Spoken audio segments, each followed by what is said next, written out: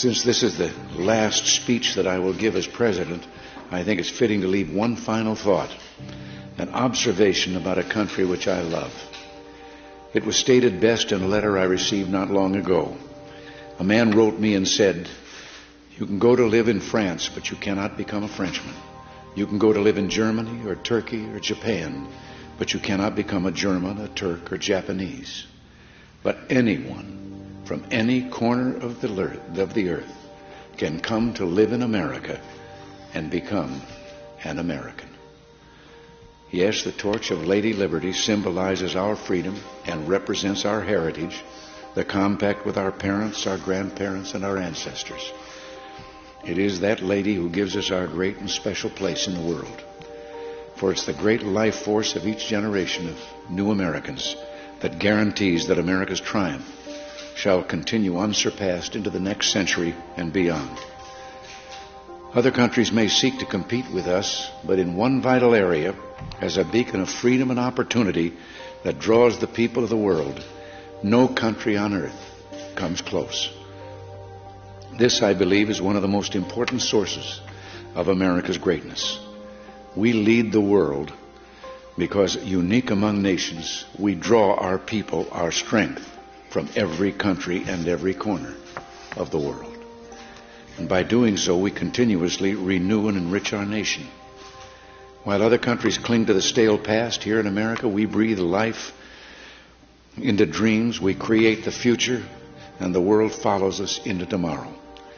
Thanks to each wave of new arrivals to this land of opportunity, we're a nation forever young, forever bursting with energy and new ideas, and always on the cutting edge, always leading the world to the next frontier.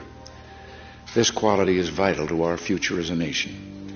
If we ever closed the door to new Americans, our leadership in the world would soon be lost.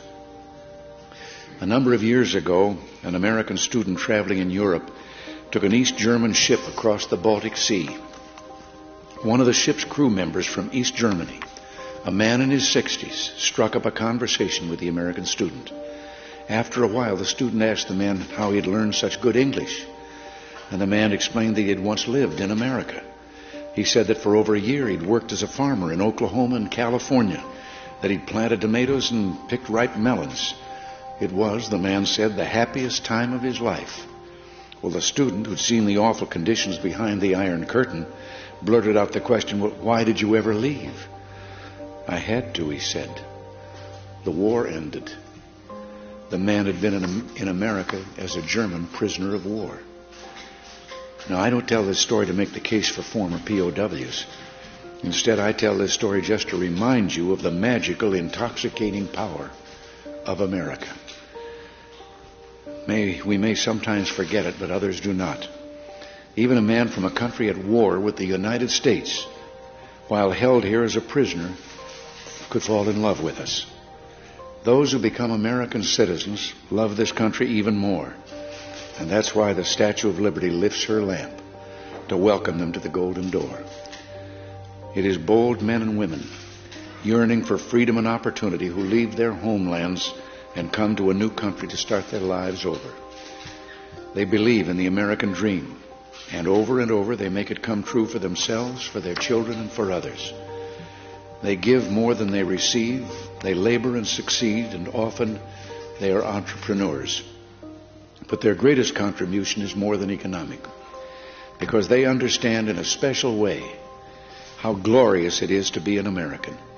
They renew our pride and gratitude in the United States of America, the greatest, freest nation in the world, the last best hope of man on earth.